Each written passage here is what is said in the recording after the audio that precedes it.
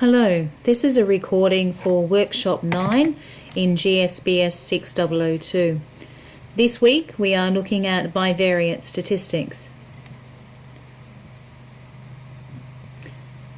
The three questions that we'll be looking at relate to the real estate XLS data file, starting with question 3. In question 3 it states a real estate agent wants to know whether there is a correlation between the living area of a house and the size of land that it is on. Using the data provided in the real estate XLS data file, answer the following questions. So we have to state the null and alternative hypothesis. The null hypothesis here is that there is no association between the living area of a house and the size of the land. And our alternative hypothesis is there is an association between the living area of a house and the size of the land. For B, we have to justify why a researcher may use correlation in this instance. We are, in this question, testing for a relationship between two continuous variables, and therefore the correlation enables us to identify the strength and the direction of the relationship. In part C, we need to draw a scatter plot of the variables. So we're going to flip over to Microsoft Excel to do that. The two variables that we need are the advertised price and the house land, or the size of the land. So if we copy and paste these two variables into a new workbook, we are then going to draw a scatter plot. To do that, we need to highlight both of these columns. We then click Insert, Scatter, and this scatter with only markers. So this is our scatter plot. We can't really see any straight line relationship or any relationship between the two variables. There seems to be a cluster of data points. So I don't believe that there is any correlation between these two variables. So we now have to perform the statistical test in Excel. So we'll flip back to Excel and perform a correlation function. So to do that, we have to type in equals, correl, open our bracket, we select all the data in column 1 being the advertised price, we put a comma, and then we select all of the data in the second column being the size of the land. Close your bracket and hit enter. This produces a correlation factor of 0.22, which demonstrates that it is a weak positive correlation between the advertised price and the size of the land.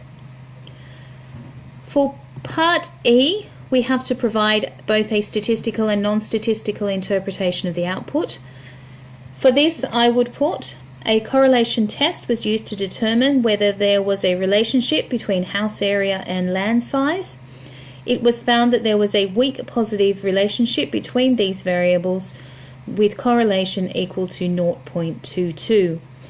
This demonstrates that houses on bigger blocks tend to be larger. The next question that we need to look at in Workshop 9 is question 4. A customer would like to know whether there is a linear relationship between house living area and the price of the house. Using the data from the real estate XLS file, answer the following questions. So for part A, we need to state the null and alternative hypothesis. Our null hypothesis here would be that there is no association between the living area of a house and the house price. And our alternative hypothesis would be there is an association between the living area of a house and the house price. For part B, we need to justify why a researcher may use a simple linear regression in this instance. A researcher would use a simple linear regression because we are testing for association between two continuous variables. Assuming the assumptions of the regression model are satisfied, then the regression is the appropriate test.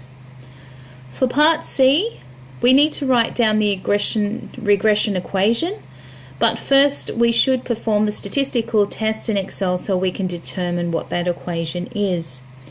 So if we flick over to Excel, we are looking at two variables the first being the house area and the second being the sale price. So sale price and house area. So if we select those, copy and paste to a new workbook, we would then perform the regression analysis. So we select data, data analysis and regression, click OK. For our input Y range, we would like the sale price, because the sale price is our dependent variable. For input X range, our independent variable, we would like the house area. We want to maintain a confidence level of 95%. Our output range, D1, that's fine. And we want a residual plot. Click OK, and we come up with our regression statistics. So the first thing we need to look at is the F statistic and determine whether this model is significant. It is. The significance F is 0, so therefore we have a valid model. We then move on to look at whether the independent variable in this bivariate regression is significant. So we look at the t-stat and the p-value. The t-stat is 43.13, which is larger than 1.96, so it is significant, and the p-value is 0, so it is definitely less than 0.05.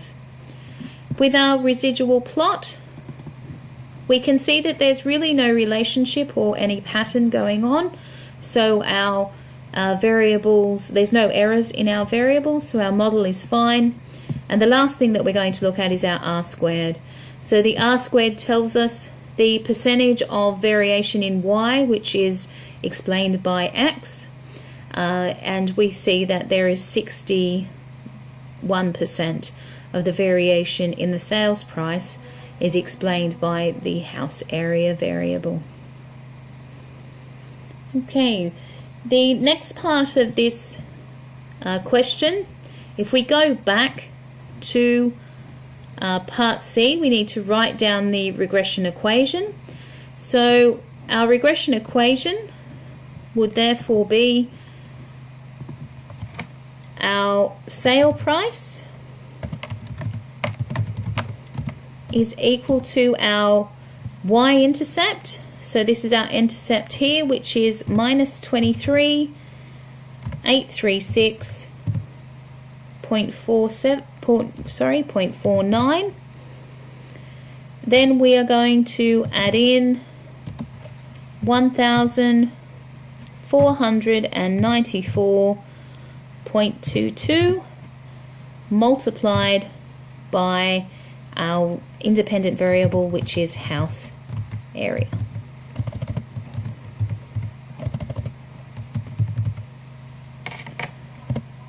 So that is our regression equation. The last thing that we need to do for this question 4 is that we are going to provide a statistical and non-statistical interpretation of the output. So to do that, I would say this was a simple linear regression that was used to examine whether there was a significant relationship between price and house area. It was found that house area can explain 60.8% of the variation in the price. Therefore, we can reject the null hypothesis that house area is not associated with price with a t-statistic of 43.13 and a p-value of 0. This means that every 1 unit increase in house area increases the sales price by $1,494.22. For our next question, question 5, we are asked that a customer would like to know whether there is a linear relationship between the age of a house and the advertised price. So using the data, answer the following questions. Part A, we need to state the null and alternative hypothesis. The null hypothesis here would be that there is no association between the age of a house and the advertised price, and our alternative hypothesis is that there is an association between the age of the house and the advertised price. For part B, we need to justify why a researcher may use a simple linear regression in this instance. It will be similar to the last question. We are testing for association between two continuous variables. So assuming the assumptions of the regression model are satisfied, then the regression is an appropriate test. For part C, we need to write down the regression equation, but again, as last time, we're going to perform the test in Excel so we can do that. So if we flip over to Excel, what we want is the advertised price and the age of the house. So if we select both of those variables, copy and paste into a new workbook, and then we go data analysis, regression. Our dependent variable, our Y variable, is the advertised price, so we select all of the data there. Our independent variable is the age of the house, so select all the data there. We're maintaining a confidence level of 95%. Output range of D1 is fine, and of course our residual plot, so click OK. This is our output, starting with our significance F, less than 0, or practically is 0, so this model is significant. Going to our independent variable next and testing or looking at whether it is significant. Our t-stat is 7.59, that is larger than 1.96, so it is significant, and our p-value here is 0, so it is significant as well. So we can say that age has a significant impact on advertised price. We then will look at the residual plot over here. There doesn't seem to be a relationship or a pattern. All the items seem to be clustered around 0, so there doesn't seem to be any problems with our residuals or any pattern in our residuals.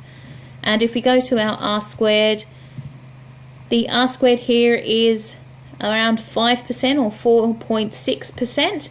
So that means that 4.6% of the variation in the advertised price is explained by the independent variable, which is age. So if we were to write our regression equation now, we would have our dependent variable being advertised price is equal to our y-intercept, which is 264,957.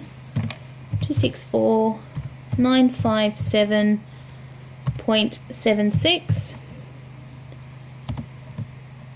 and it's going to be minus, because the coefficient on this is a negative, so minus 836.21 times our age variable. So that is our regression equation for this bivariate regression. Last part of this question, we have to provide a statistical and non-statistical interpretation of the output. So to do this, I would say that a simple linear regression was used to examine whether there was a significant relationship between the advertised price and the age of the home. We can see that house age can explain around 4.6% of the variation in the advertised price. We can reject the null hypothesis that house age is not associated with advertised price, with a t-stat of 7.59, which is greater than 1.96, and a p-value of 0. So we can conclude that every 1 unit increase in house area decreases the sales price by $836.21. So that is the end of this workshop video. I hope you found it useful. Thanks for watching.